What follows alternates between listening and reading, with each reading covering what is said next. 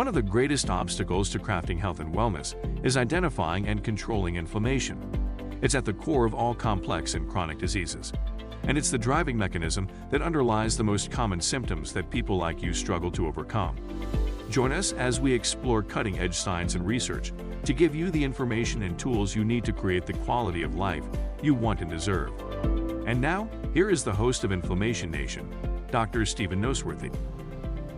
Hey there, welcome back to the Inflammation Nation podcast. Give me a second while I adjust my camera. So we're continuing on now and, starting to near the end of our discussion on the 5 pillars of hormone balance and control. And so far we've worked our way to talking about the first 2 pillars, which, just as a quick reminder, are insulin and blood sugar control and stress chemistry, as well as adrenal function. And if this is the first episode that you've listened to, then you might want to go back and start from the beginning of this particular mini-series or collection of episodes talking about hormones and health, because we laid a lot of groundwork before we got to the point where we are right now. And today we're going to be talking about pillar number 3, which is gut health.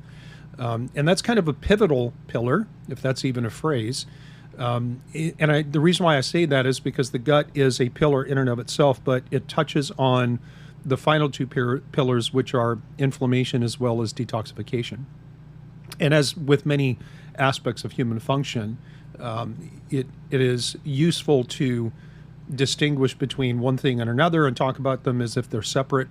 But of course, human function is nothing but completely integrated and interdependent in terms of its subsystems. And so we can't really talk about the gut without talking about inflammation.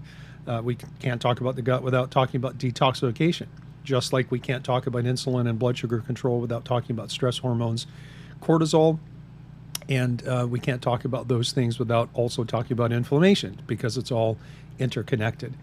And so let me start by saying that when it comes to gut health, there are probably 3 main categories where we can see changes in the gut environment having an impact on hormone balance and control.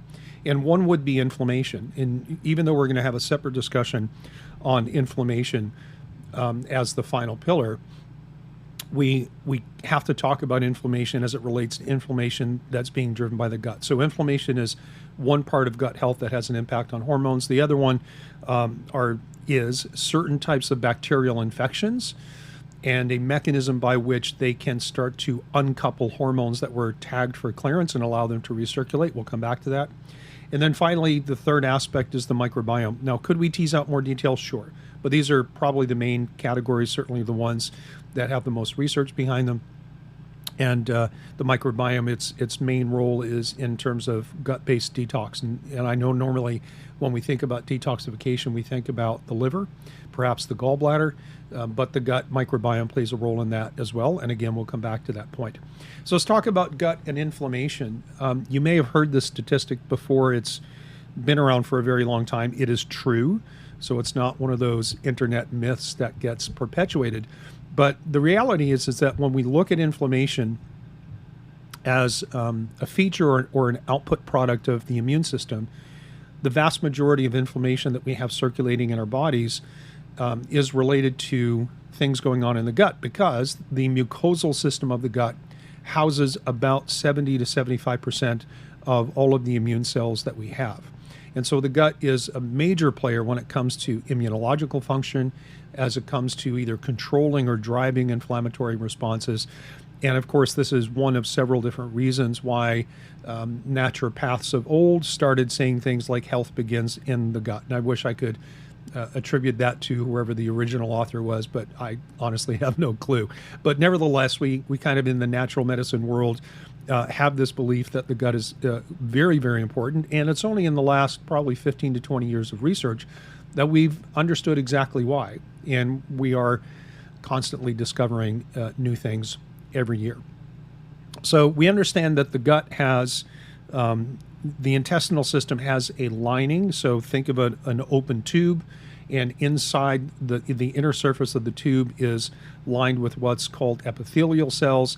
They produce a thin layer of mucus called the mucosal system, and associated with this mucosal layer just on the inside of the intestinal system itself is what we call the submucosal immune system. And so as things come into the gut and either get actively carried across the gut barrier into circulation, or they get passively diffused, or in some cases, critters and toxins and chemicals can hijack transport systems to get out of the gut into the bloodstream. In between those two out of the gut into the bloodstream points is the immune system. And that makes a lot of sense from, let's say, an engineering or a design standpoint, simply because there are only a couple of ways that things get into our bodies, things that can either poison us or infect us.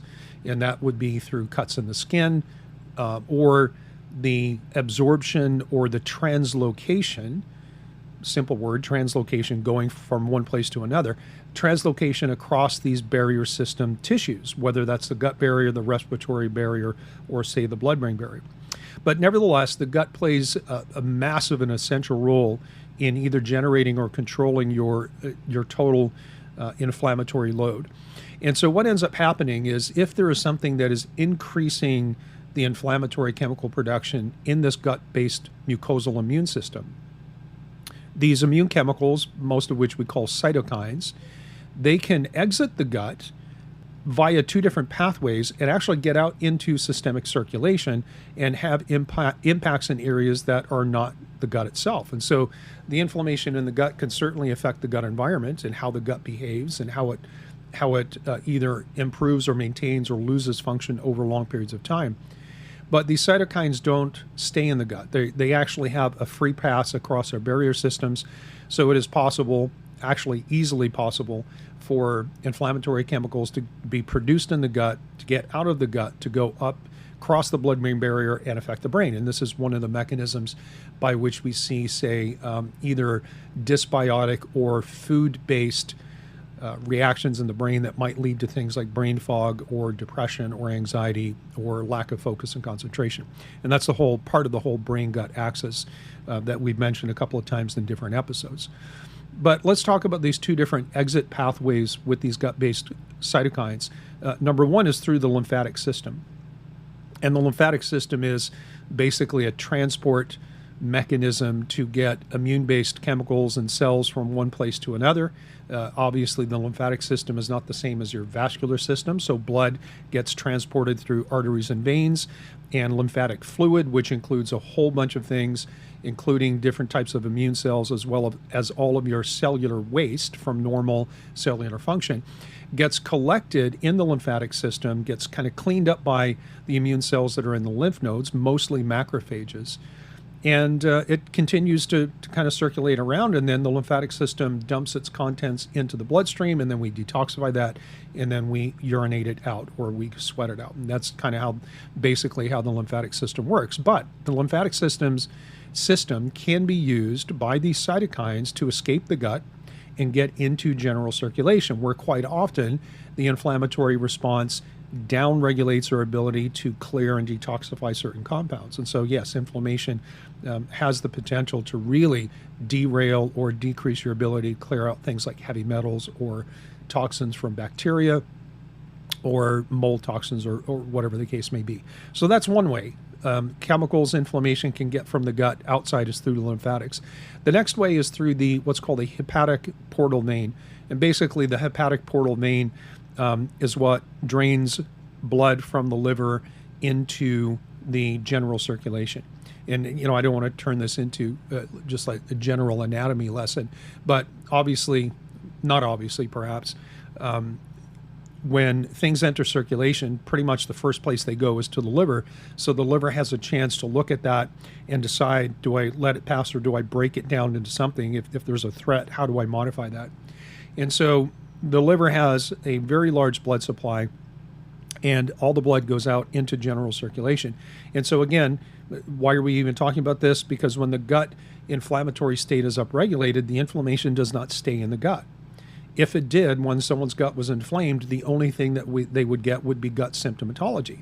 But we see a wide range of things like fatigue or brain-based symptomatology, joint pain, muscle pain, and as we've been discussing, and what's most relevant here is changes in hormone balance and control. What are the sources of inflammation? Like, how do we get to the point where the gut is upregulated with its inflammatory state and producing these inflammatory cytokines? Well, easy things to talk about would be things like food sensitivity. So just eating foods that your gut-based immune system is reacting to. And we can talk about the most common, we call it the big six, and that would be wheat, dairy, corn, soy, nuts, and eggs, or peanuts specifically, and eggs, and specifically egg white. Those are perhaps the most studied food antigens or food sensitivities or classical food allergies. But the reality is that your immune system can react to pretty much anything you eat. You can react to the protein structure in broccoli or in everyone's beloved kale, which I would argue is probably not as much of a health food or a superfood as most people think it is. But nevertheless, eating foods that you're reacting to, particularly if your gut-based immune system is reacting to those, can cause an upregulation of gut-based inflammation, which then escapes general circulation and can wreak all kinds of havoc on multiple different systems, not just the hormonal system. Then we can also talk about some other obvious things, like if you have an inflammatory bowel disorder. And I'm not talking about IBS or irritable bowel syndrome. I'm talking about inflammatory bowel disease, and that would include things like Crohn's disease or ulcerative colitis, which are intestinal autoimmunities. And they are somewhat related. They can happen in the same person. Most people have either one or the other, but in essence, it's where the immune system is attacking the gut tissue, and not only do you get inflammation from the immune attack, but you get the outcome of that, which is destruction of tissue, which causes more inflammation, and on we go, and that inflammation doesn't, again, stay in the gut. And in fact, if you look at some of the neurological literature that looks at the etiology or the origin of some brain-based inflammatory findings, say on MRIs, there are many, many different case reports where the source of inflammation and perhaps even, lesions in the brain are tracked back to either Crohn's or ulcerative colitis. So the bottom line is, if your gut's inflamed, very likely your brain is inflamed as well. And I know the context of our discussion today is hormone balance and the role that gut-based inflammation plays in that, but some things bear repeating just simply because they're so very common, but so misunderstood, especially in conventional healthcare. And then the final thing, just in terms of things that upregulate gut inflammation, would be whether or not you have, say, like a leaky infected gut. Do you have a bacterial overload? Do you have a fungal overload? Do you have parasitic infections? Do you have some kind of gut-based virus? Perhaps the most common thing that we find, if you talk to anybody who does a lot of specialty stool testing to look at the microbiome or the biotic environment, perhaps the most common finding is a bacterial overload. And that could be bacteria in the sense of a true infection where you get something that you should never have. Or it could be, let's call it a quasi-infection. We call it dysbiosis, where you get a shift in the normal relative distribution of good bacteria versus potentially bad. For example, H. pylori is a bacterium that's implicated in things like gastric ulcers, but also in things like heart disease. There are different types of H. pylori infections. Some secrete toxins, some don't. Some are more concerning clinically, some are not. But H. pylori, even though we think of it as a pathogen, we think of it as something that we should never have. The truth is, a normal, healthy gut has a small amount of H. pylori in it, but a healthy gut has a good microbiome and control of the immune system. So the H. pylori infection, if you will, doesn't get out of hand. And this is what happens in most cases when we talk about gut infections. We're not really talking about getting things that you should never have. We're talking about losing control of the balance between good and potentially bad players or critters in your gut. And so dysbiosis, again, is basically an overgrowth of microbes, particularly bacteria, that are normally in a healthy gut, but in very low populations. And as long as your gut-based immune system is healthy, then you keep control of that environment. But when you lose control, then we lose the control of the population, and the potentially bad players, which are otherwise neutral, then they start to overgrow and act as if they are an actual true pathogen. And so technically dysbiosis and infection are not the same thing, even though we tend to we tend to use them synonymously just because, sometimes it's just easier to give a simple explanation. But nevertheless, if you have some kind of a dysbiotic overgrowth or infection in your gut, of course, the immune system should be active against that. And as long as the immune response is healthy and well controlled and efficient, then eventually the infection subsides or the dysbiosis subsides, and we go on about our business. And I would suggest to you that your gut environment is probably a lot more dynamic in that sense than you realize. You don't walk around with no challenges to your gut microbiome until the moment you get infected. The truth is, things wax and wane just based on your stress levels, your fatigue levels, your sleep patterns, your dietary intake, your environmental exposures. And so the gut environment is, if we could measure it moment to moment to moment, we would see a lot of variability. But as long as it happens within certain confines, then we tend to do okay. But what ends up happening in many cases is that some of these bacteria that tend to overgrow or infect us can secrete toxins. Perhaps the most well-studied are these things called lipopolysaccharides, or LPS. Lipopolysaccharides, these are bacterial endotoxins that are secreted by specifically gram-negative bacteria. And these toxins can be very damaging to the intestinal system, to the intestinal tissue, the mucosal system, and really fire up your gut-based immune system. And so, for example, I might have two clients that both have a dysbiotic overgrowth, and if one has a type of infection or dysbiosis where there is also the production or increased production of these toxic lipopolysaccharides or other toxins, because not all bacteria secrete that. Fungal species don't secrete that. Viruses don't secrete that. But there are a range of microbial toxins that do the same thing. So between two people who have a dysbiosis and one has these toxins and the other doesn't, the one who has the toxins is going to be a much worse case clinically and probably take more work to get to the point where we've got control of that environment and their symptoms are under control and their function and quality of life has improved. And so we have some kind of dysbiotic infection, let's call it. We have the potential for toxins, including but not exclusively limited to lipopolysaccharides. And then we have things like leaky gut. So you can have infections without a leaky gut. You can have a leaky gut without infections.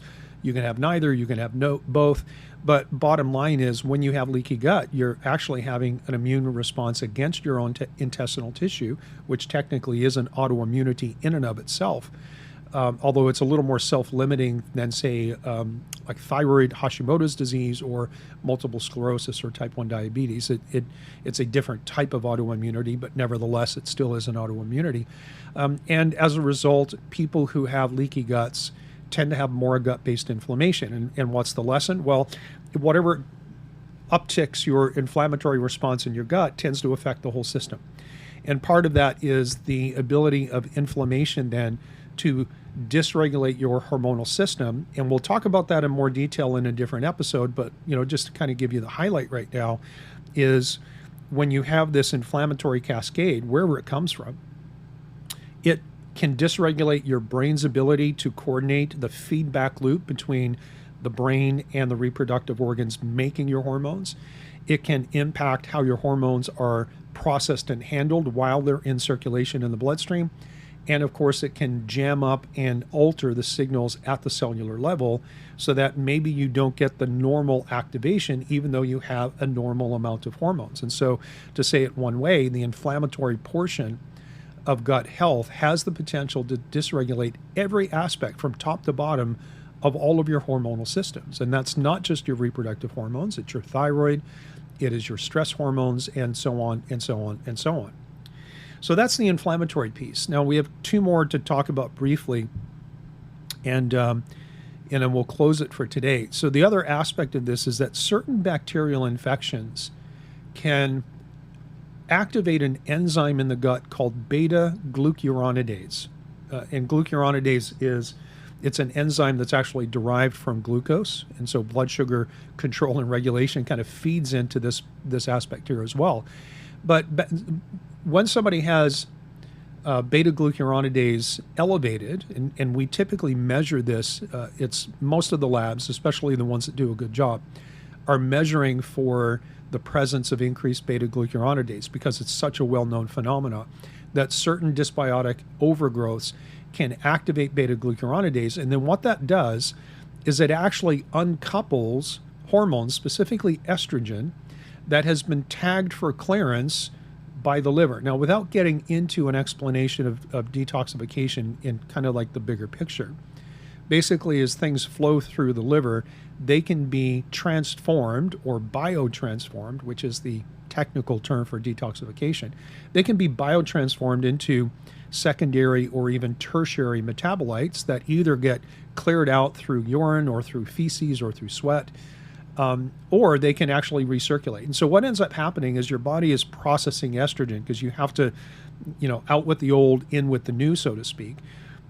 If you have an increased beta-glucuronidase from certain types of bacterial infections or dysbiotic overgrowths in your gut, what ends up happening is the estrogen that was labeled to be eliminated gets disconnected from that mechanism and is allowed to recirculate. And so what ends up happening is you either get increased estrogen levels more than what your body needs to have because it's hopefully constantly making new stuff. Maybe you're taking it through medication and hormone replacement therapy, or instead of maybe the parent compound of estrogen being recirculated, maybe it's one of these secondary or tertiary metabolites, which, to be honest, we have very little information on what they are and what they do, which is, it is what it is. But there is a lot that happens in the hormonal terrain that we just simply don't understand because there's no research on them.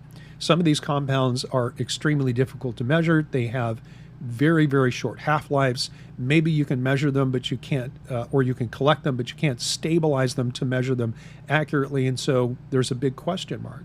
All we know is that certain people who have certain types of dysbiosis in their gut have this increased enzyme, which changes how you detoxify your estrogen levels. And that's pretty important for some people. Obviously not all. And then finally, with the gut, let's talk a little bit about the microbiome and how the microbiome has the same detoxification capacity as the liver. If you've ever listened to any detox podcasts or done courses or whatever the case, you probably have heard of phase 1 and phase 2 detox. And I'll just give you a 30-second rundown on that. Basically, hormones and other toxins are they're what we call lipophilic, which basically means fat-loving. But in order for us to excrete them, we have to have them changed to the point where they're water-loving or hydrophilic.